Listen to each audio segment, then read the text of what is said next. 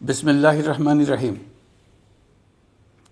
প্রিয় দেশবাসী, শিশু, কিশোর কিশোরী, তরুণ তরুণী, ছাত্রছাত্রী, বয়স্ক বৃদ্ধ, নারী পুরুষ সবাইকে আমার সালাম জানাচ্ছি। আসসালামু আলাইকুম। আজ জাতির এক বিশেষ দিন, বিজয় দিবস। বাঙালি জাতির বুক ফুলিয়ে দাঁড়াবার দিন।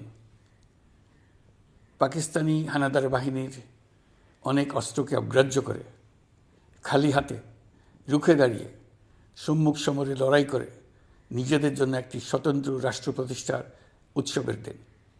এই দিনে স্মরণ করি লক্ষ লক্ষ শহীদদেরকে, অগণিত শিশু কিশোর, তরুণ তরুণী, যুবক যুবতী, বৃদ্ধ জনতার আত্মত্যাগকে, যার ফলে স্বাধীনতা অর্জন সম্ভব হয়েছিল। কিন্তু আমরা সেই অর্জনকে আমাদের দোষে সম্পূর্ণতা দিতে পারিনি। সর্বশেষ এবং প্রচণ্ডতম আঘাত হানল এক স্বৈরাচারী সরকার। সে প্রতিজ্ঞা করেই বসছিল, এদেশের মঙ্গল হতে পারে এমন কিছুই সে অবশিষ্ট থাকতে দেবে না। এবছরের বিজয় দিবস বিশেষ কারণে মহা আনন্দের দিন। মাত্র 4 মাস আগে একটি অসম্ভব সম্ভব হয়ে গেল। দেশের সবাই মিলে একজোটে হুঙ্কার দিয়ে উঠল। পৃথিবীর ঘৃণ্যতম স্বৈরাচারী শাসককে পালিয়ে যেতে বাধ্য করে আমাদের প্রিয় দেশকে মুক্ত করেছে ছাত্র জনতার সম্মিলিত অভ্যুত্থান।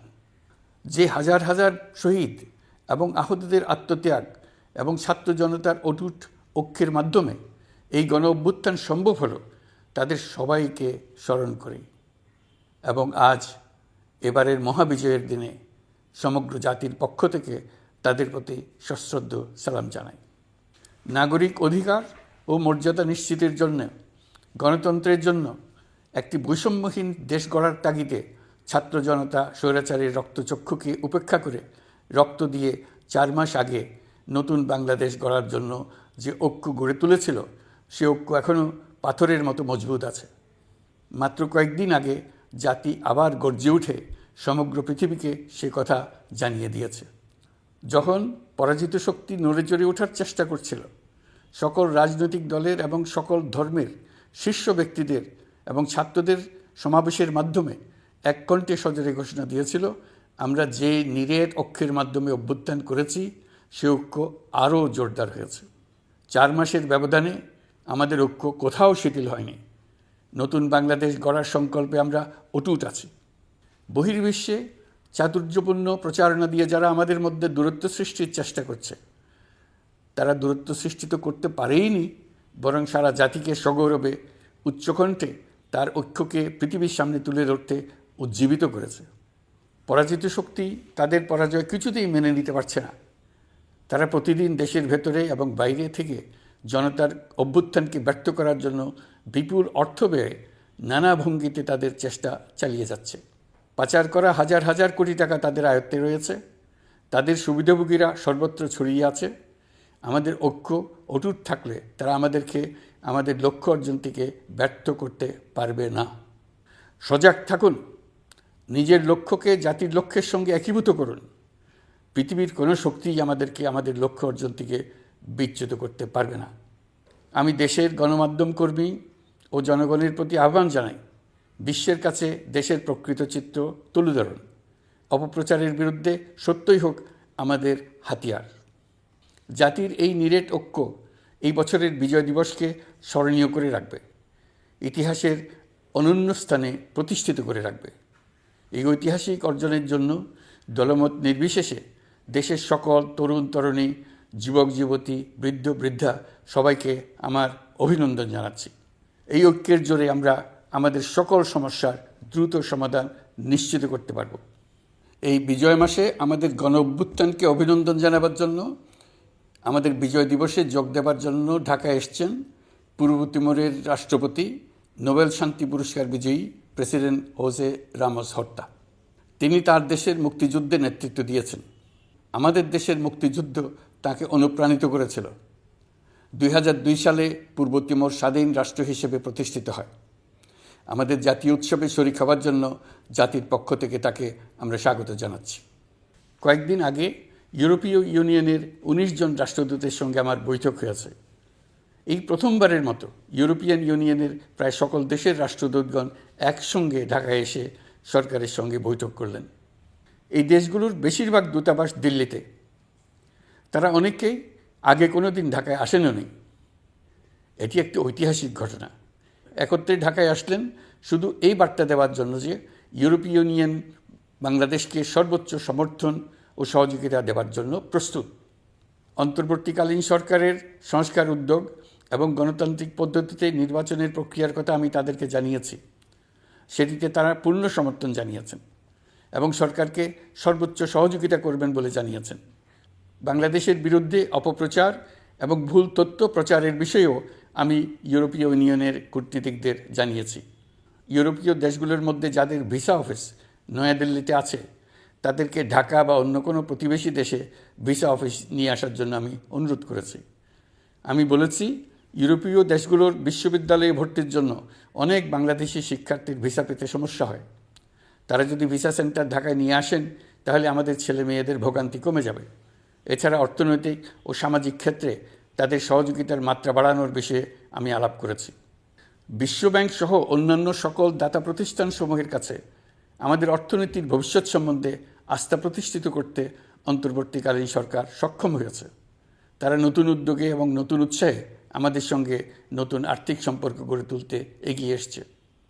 অর্থনীতির সাফল্যের ব্যাপারে দেশে এবং বিদেশে আস্থার সৃষ্টি হয়েছে। অন্তর্বর্তী সরকার যখন দায়িত্ব গ্রহণ করে অর্থনীতি তখন ভেঙে পড়ার অবস্থায়। গত 4 মাসে এই অবস্থার বিরাট পরিবর্তন হয়েছে। ব্যাংকিং ব্যবস্থায় আস্থা এবং নিয়ম শৃঙ্খলা ফিরে আসছে। কোনো ব্যাংক বন্ধ করে দিতে হয়নি। ব্যাংক যত দুর্বলই হোক তাকে টিকিয়ে রাখার ব্যবস্থা করা হয়েছে। প্রথম দিকে আমানতকারীর টাকা উত্তোলনের ব্যাপারে বিধিনিষেধ আরোপ করা হয়েছিল, এখন সেটা তুলে দেওয়া হয়েছে। বাংলাদেশ ব্যাংক সকল ব্যাংককে আমানতকারীর আমানত ফেরত দেওয়ার জন্য নতুন টাকার সরবরাহ দিতে প্রস্তুত হয়েছে। আশা করি এতে ব্যাংকিং ব্যবস্থায় সকলের আস্থা ফিরে আসবে। প্রিয় দেশবাসী, আমাদের সরকারের শুরুতেই একটি কমিটি নিয়োগ করেছিলাম, শ্বেতপত্র প্রণয়ন কমিটি। এই কমিটির কাজ ছিল অভ্যুত্থানের পর অর্থনীতি কোন পরিস্থিতিতে যাত্রা শুরু করলো তার একটা দলিল রচনা করা। এতে কি পেলাম না তার একটা চিত্র তুলে ধরার দায়িত্ব দেওয়া হয়েছিল এই কমিটিকে। ডক্টর দেবপ্রিয়ের সভাপতিত্বে গঠিত 12 সদস্যের শ্বেতপত্র প্রণয়ন কমিটি নির্ধারিত সময়ে এই কঠিন কাজ সম্পন্ন করে আমাদের কাছে 400 পৃষ্ঠার একটা বিস্তারিত রিপোর্ট পেশ করেছে। রিপোর্ট পড়ে দেশের মানুষ হতভম্ব হয়ে গেছে। দেশে বিদেশে অনেক প্রতিষ্ঠান ও ব্যক্তি গভীর আগ্রহ নিয়ে এই রিপোর্টটি সংগ্রহ করছে। দেশের মধ্যে পত্রপত্রিকা, সেমিনার, আলোচনা সভা, টেলিভিশনে এই নিয়ে প্রচুর আলোচনা হচ্ছে। ফ্যাসিবাদী সরকার দেশের অর্থনীতিকে ভেঙে দিয়ে গেছে এটা সবাই বুঝতে পারছিল, কিন্তু অর্থনীতিকে কী পরিমাণ ধ্বংসস্তূপে পরিণত করে দিয়ে গেছে তার পরিমাপ সম্বন্ধে কোনো ধারণা করতে পারছিল না। শ্বেতপত্র প্রণয়ন কমিটি হিসেব নিকেশ করে এর পরিমাণ বের করে দিয়েছে। এই রিপোর্ট পড়ে সকলে অবিশ্বাস্য চোখে একে অপরের দিকে তাকাচ্ছে। কারো মুখে কথা বেরোচ্ছে না। দিন দুপুরে সকলের সামনে থেকে হাজার হাজার কোটি টাকা ব্যাংক থেকে পাচার করে নিয়ে গেছে।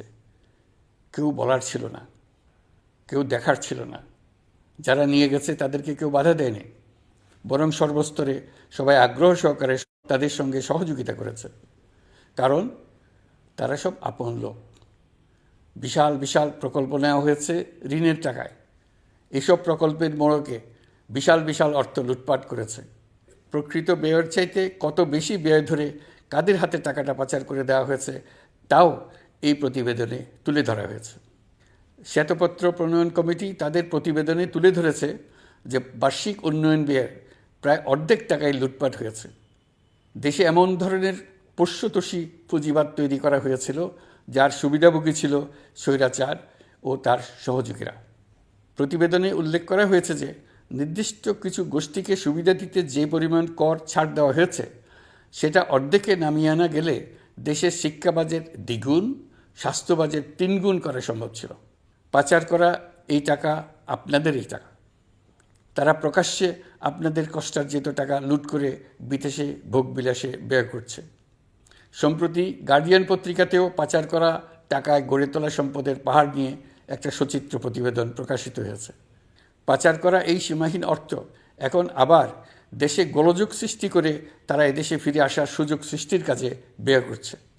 আপনারা দেখতেই পাচ্ছেন এই টাকা কীভাবে দেশের সংহতির বিরুদ্ধে সকল প্রকার অপপ্রচারের কাজে লাগানো হচ্ছে। প্রতি বছর অর্থনৈতিক প্রবৃদ্ধির যে হার দেখানো হয়েছে সেটাও মন গড়া। দেশকে এবং পৃথিবীকে বলা হচ্ছিল কি সুন্দর দেশ বাংলাদেশ, লাফিয়ে লাফিয়ে তার উন্নয়নে এগিয়ে চলছে। এখন বাংলাদেশ ব্যাংকের বড় কাজ হলো পাচার করা টাকা দেশে ফিরিয়ে আনা। তারা তাদের সর্বোচ্চ ক্ষমতা দিয়ে সেটা চেষ্টা করছে। কাজটা কঠিন, কারণ এই বিষয়ক আইন কঠিন। আমরা বাংলাদেশ ব্যাংকের সাহস ও সমর্থন দিয়ে যাচ্ছি। বারবার বলছি, অন্তর্বর্তী সরকারের আমলে আংশিক টাকা হলেও যেন ফেরত আনা যায়। প্রিয় দেশবাসী, অন্তর্বর্তীকালীন সরকার দায়িত্ব নেওয়ার পর বিভিন্ন খাতে সংস্কারের লক্ষ্যে গুম কমিশন সহ 15টি কমিশন গঠন করেছে। এসব কমিশন পূর্ণ উদ্যমে তাদের কাজ করে যাচ্ছে। গুম কমিশন গত পরশু তাদের প্রতিবেদনের প্রথম খণ্ড আনুষ্ঠানিকভাবে পেশ করে গেছেন। গুমের শিকার বহু পরিবারের নিরাপত্তার স্বার্থে এটা এখন প্রকাশ করা যাচ্ছে না। এই প্রতিবেদন পড়ার আগেই আপনাদেরকে সাবধান করে রাখি, এটা একটা লোমহর্ষক প্রতিবেদন। মানুষ মানুষের প্রতি কী পরিমাণ নৃশংস হতে পারে এতে আছে তার বিবরণ। অবিশ্বাস্য বর্ণনা। সরকারের আক্রোশের শিকার হয়ে ঘটনাচক্রে যারা এখনও বেঁচে আছেন তারা আজ পর্যন্ত মুখ খুলতে সাহস করছেন না। তাদের ভয় কিছুতেই কাটছে না। তাদের ভয় হঠাৎ যদি ওই জালেমরা আবার ক্ষমতায় আসে তাহলে তাদের প্রতি এরা নৃশংসতম হবে। গত সরকারের ঘৃণ্যতম অধ্যায়ের ঐতিহাসিক দলিল হিসেবে এই প্রতিবেদন অমর হয়ে থাকবে। আমি আশা করছি কমিশনগুলো এখন থেকে নিয়মিতভাবে তাদের নির্ধারিত সময়ের মধ্যে তাদের প্রতিবেদন ও সুপারিশমালা পেশ করতে থাকবে। প্রিয় দেশবাসী, আমাদের সংস্কারের যে আকাঙ্ক্ষা সেটি বাস্তবায়নে প্রতিটি কমিশনই আমাদের জন্য গুরুত্বপূর্ণ। তবে নির্বাচন ব্যবস্থা সংস্কার ও সংবিধান সংস্কার কমিশনের কথা আমি একটু আলাদাভাবে বলতে চাই। কেননা এই দুটি কমিশনের সুপারিশের উপর প্রধানত নির্ভর করছে আমাদের আগামী নির্বাচন প্রস্তুতি ও তারিখ। এই প্রসঙ্গে বড় খবর হলো, প্রধান নির্বাচন কমিশনার সহ নির্বাচন কমিশন গঠন করা হয়ে গেছে। কমিশন দায়িত্ব গ্রহণ করেছে। এখন থেকে তাদের হাতে দায়িত্ব ন্যস্ত হলো ভবিষ্যৎ সরকার গঠন করার প্রক্রিয়া শুরু করার। তারা তাদের প্রস্তুতির কাজ শুরু করেছেন। তাদের হাতে অনেক কাজ। প্রথমে সবচেয়ে বড় কাজ ভোটার তালিকা হালনাগাদ করা। এটা এমনিতেই কঠিন কাজ। এখন কাজটা আরও কঠিন হলো এই জন্য যে গত 3টা নির্বাচনে ভোটারদের অংশগ্রহণ করার সুযোগ ছিল না। ভোটার তালিকা যাচাই করার সুযোগ হয়নি কারণ। গত 15 বছরে যারা ভোটার হওয়ার যোগ্য হয়েছে তাদের সবার নাম ভোটার তালিকায় তোলা নিশ্চিত করতে হবে। এটা একটা বড় কাজ। ছাত্র জনতার অভ্যুত্থানের পর এখানে গলদ রাখার কোনো সুযোগ নেই। দীর্ঘদিন পর এবার বহু তরুণ তরুণী জীবনে প্রথমবারের মতো ভোট দেবে। অতীতে তাদেরকে সে অধিকার এবং আনন্দ থেকে বঞ্চিত করা হয়েছে। তাই এবারের নির্বাচনে তাদের ভোটদান একটি স্মরণীয় ঘটনা হয়ে থাকবে। এই অভিজ্ঞতাকে মসৃণ করার সমস্ত আয়োজন করতে হবে। আমার একান্ত ইচ্ছা এবারের নির্বাচনে প্রথমবারের তরুণ তরুণী ভোটাররা শতকরা 100 ভাগের কাছাকাছি সংখ্যায় ভোট দিয়ে একটি ঐতিহ্য সৃষ্টি করুক। নির্বাচন কমিশন এবং সকল সামাজিক প্রতিষ্ঠান ও রাজনৈতিক দলের প্রতি আমার আহ্বান, সবাই মিলে আমরা যেন ওই লক্ষ্য অর্জনে নানা প্রকার সৃজনশীল কর্মসূচি গ্রহণ করি। এখন থেকে সবাই মিলে এমন একটা ঐতিহ্য সৃষ্টি করি যেন স্থানীয় নির্বাচন সহ সকল নির্বাচনে সকল কেন্দ্রে প্রথমবারের ভোটাররা 100% কাছাকাছি সংখ্যায় ভোটদান নিশ্চিত করবে। এটা নিশ্চিত করতে পারলে ভবিষ্যতে কোনো সরকার মানুষের ভোটাধিকার কেড়ে নেবার সাহস করতে পারবে না। নতুন ভোটার ছাড়াও যাদের আগে থেকে ভোটার তালিকায় নাম থাকার কথা ছিল তারা ভোটার তালিকায় আছে কিনা তা নিশ্চিত করতে হবে। বিশেষ মনোযোগ দিয়ে ভুয়া ভোটারদেরকে তালিকা থেকে বের করে দিতে হবে। এবার আমরা প্রবাসী বাংলাদেশিদেরকে ভোট দেওয়া নিশ্চিত করতে চাই। অতীতে আমরা এই ব্যাপারে অনেকবার আশ্বাসের কথা শুনেছি। এই সরকারের আমলে এটা যেন প্রথমবারের মতো বাস্তবায়িত হয়, এটা আমরা নিশ্চিত করতে চাই। এর জন্য একটা নির্ভরযোগ্য ব্যবস্থা করতে হবে। সব কিছুই সমসাপেক্ষ ব্যাপার। এর সঙ্গে যদি আমরা নির্বাচন প্রক্রিয়া আরও উন্নত করতে চাই, নির্বাচন সংস্কার কমিশনের সুপারিশমালা বাস্তবায়ন করতে চাই, তাহলে প্রয়োজনীয় সংস্কারের বিস্তৃতি ও গভীরতা অনুসারে নির্বাচন কমিশনকে সময় দিতে হবে। আমি সকল প্রধান সংস্কারগুলো সম্পন্ন করে নির্বাচন আয়োজন করার ব্যাপারে বরাবর আপনাদের কাছে আবেদন জানিয়ে এসেছি। তবে রাজনৈতিক ঐকমত্যের কারণে আমাদেরকে যদি অল্প কিছু সংস্কার করে ভোটার তালিকা নির্ভুলভাবে তৈরি করার ভিত্তিতে নির্বাচন সম্পন্ন করতে হয়, তাহলে 2025 সালের শেষের দিকে নির্বাচন অনুষ্ঠান হয়তো সম্ভব হবে। আর যদি এর সঙ্গে নির্বাচন প্রক্রিয়া এবং নির্বাচন সংস্কার কমিশনের সুপারিশের পরিপ্রেক্ষিতে এবং জাতীয় ঐকমত্যের ভিত্তিতে প্রত্যাশিত মাত্রার সংস্কার যোগ করি, তাহলে অন্তত আরও 6 মাস অতিরিক্ত সময় লাগতে পারে। মোটা দাগে বলা যায় 2025 সালের শেষ দিক থেকে 2026 সালের প্রথমার্ধের মধ্যে নির্বাচনের সময় নির্ধারণ করা যায়। প্রিয় দেশবাসী, যে কোনো সংস্কারের কাজে হাত দিতে গেলে রাজনৈতিক ঐকমত্যের প্রয়োজন। এই ঐকমত্যে পৌঁছানোর প্রক্রিয়া কী হবে? অন্তর্বর্তীকালীন সরকার এভাবে অগ্রসর হবার প্রস্তুতি নিচ্ছে। অন্তর্বর্তীকালীন সরকার প্রথম পর্যায়ে 6টি সংস্কার কমিশন গঠন করেছে। এরা শীঘ্রই চূড়ান্ত প্রতিবেদন পেশ করবে বলে আশা করি। আমরা এই 6 কমিশনের চেয়ারম্যানদের নিয়ে একটি জাতীয় ঐকমত্য গঠন কমিশন প্রতিষ্ঠা করার দিকে অগ্রসর হচ্ছি। এর কাজ হবে রাজনৈতিক দল সহ সকল পক্ষের সঙ্গে মতামত বিনিময় করে যে সমস্ত বিষয়ে ঐকমত্য স্থাপন হবে সেগুলো চিহ্নিত করা এবং বাস্তবায়নের জন্য সুপারিশ করা। যেহেতু জাতীয় ঐকমত্য প্রতিষ্ঠা করা অন্তর্বর্তীকালীন সরকারের অতি গুরুত্বপূর্ণ দায়িত্ব, তা বিবেচনা করে আমি এই কমিশনের চেয়ারম্যানের দায়িত্ব পালন করব। আমার সাথে এই কমিশনের সহসভাপতির দায়িত্ব পালন করবেন অধ্যাপক আলী রিয়াজ। কমিশন প্রয়োজন মনে করলে নতুন সদস্য কোঅপ্ট করতে পারবে। প্রথম 6টি কমিশনের চূড়ান্ত প্রতিবেদন পাওয়ার পর আগামী মাসেই জাতীয় ঐকমত্য গঠন কমিশন তার কাজ শুরু করতে পারবে বলে আমি আশা করছি। এই নতুন কমিশনের প্রথম কাজ হবে নির্বাচন অনুষ্ঠানের জন্য যে সমস্ত সিদ্ধান্ত জরুরি সেই সমস্ত বিষয়ে তাড়াতাড়ি ঐকমত্য সৃষ্টি করা এবং সকলের সঙ্গে আলোচনা করে কোন সময়ে নির্বাচন অনুষ্ঠান করা যায় সেই ব্যাপারে পরামর্শ চূড়ান্ত করা। প্রিয় দেশবাসী, নির্বাচন আয়োজন ও সংস্কার ছাড়াও আপনারা আমাদের উপর অনেকগুলো দায়িত্ব দিয়েছেন। এর মধ্যে রয়েছে অর্থনীতি পুনরুদ্ধার ও মানুষের জীবনমান উন্নয়ন। ফ্যাসিবাদী সরকারের কাছ থেকে আমরা বিপর্যস্ত এক অর্থনীতি পেয়েছি।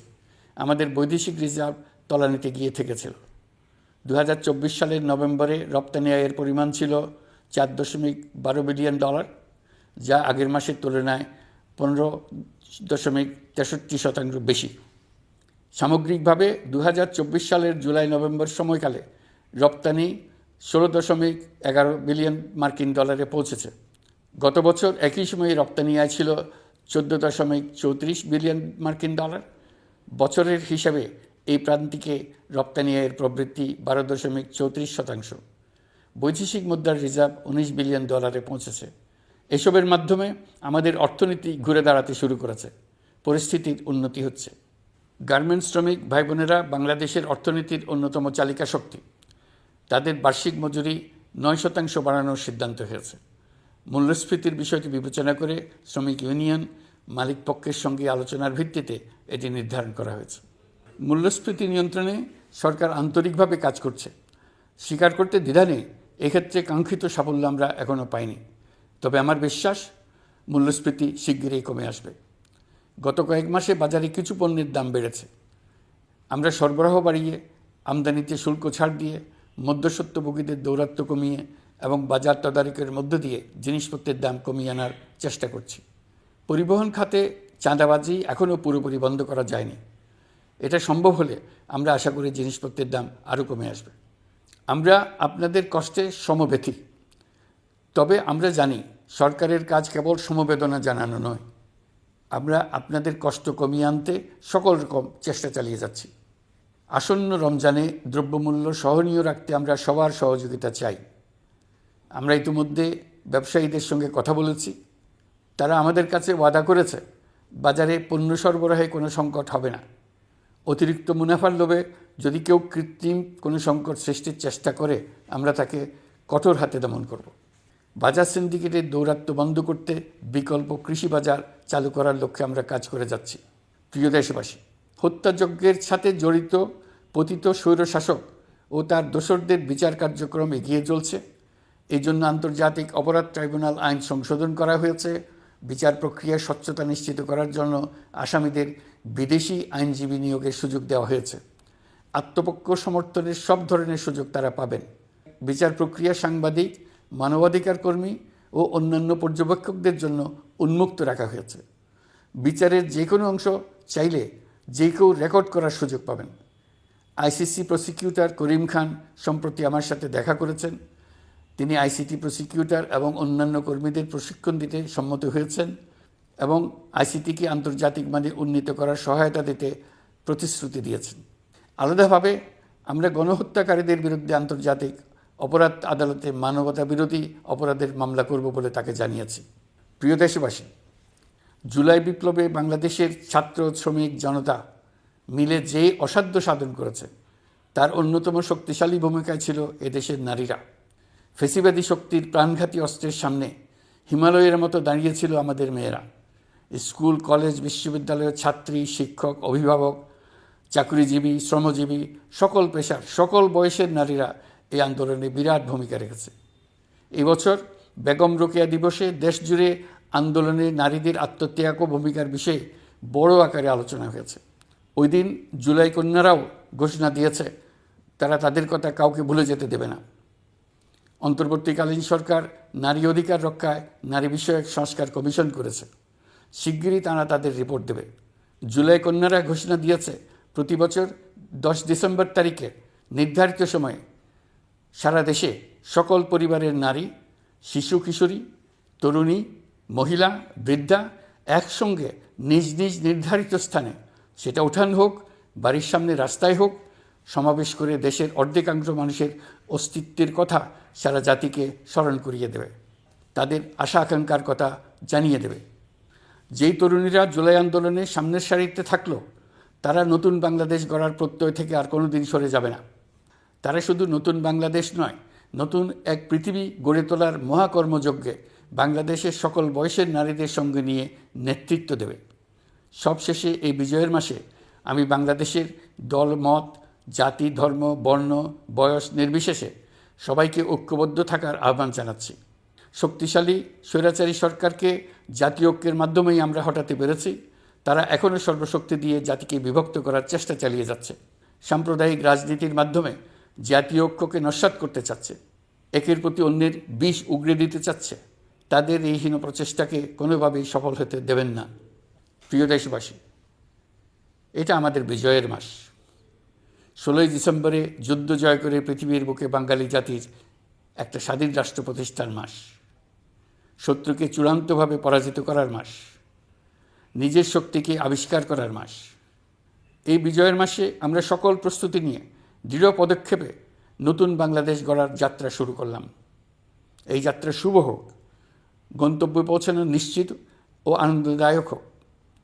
বিজয়ের মাস হোক নারী, পুরুষ, ধর্ম, বর্ণ, রাজনৈতিক পরিচয় নির্বিশেষে জাতির মহা ঐক্যের মাস। বিজয়ের মাস হোক ছাত্র জনতার অভ্যুত্থানকে স্মরণ করে নতুন বাংলাদেশ গড়ার শপথ দৃঢ়তার সঙ্গে পুনর্ব্যক্ত করার মাস। বিজয়ের মাস হোক নতুন বাংলাদেশ গড়ার লক্ষ্যে তরুণদের প্রচণ্ড দুঃসাহস প্রকাশের মাস। বিজয়ের মাস হোক নাগরিকদের পরস্পরের মধ্যকার সম্পর্ক স্থায়ীভাবে ভয়বিহীন থাকবে এমন এক সমাজ গড়ার মাস। সংখ্যালঘুদেরকে সংখ্যাগরিষ্ঠদের ভয়ে ভীত হতে হবে না, নারীকে পুরুষের ভয়ে ভীত হতে হবে না, বিত্তহীনকে বিত্তবানদের ভয়ে ভীত হতে হবে না, নিজের মত প্রকাশে কারো ভয়ে ভীত হতে হবে না। বিজয়ের মাস হোক অসম্ভবকে সম্ভব করার প্রতিজ্ঞা নেবার মাস। প্রিয় দেশবাসী, শিশু, কিশোর কিশোরী, তরুণ তরুণী, ছাত্রছাত্রী, বয়স্ক, বৃদ্ধ, পুরুষ, নারী, আসুন আমরা প্রাণ ভরে বিজয়ের মাস উদযাপন করি। সকলকে বিজয়ের মাসের শুভেচ্ছা জানাচ্ছি। এই বিজয়ের মাস জাতির জন্য এক নতুন দিগন্তের সৃষ্টি করুক। আপনাদের সবাইকে আবার আমার সালাম জানাচ্ছি। আসসালামু আলাইকুম। মহান আল্লাহ আমাদের সহায় হন। আল্লাহ হাফেজ।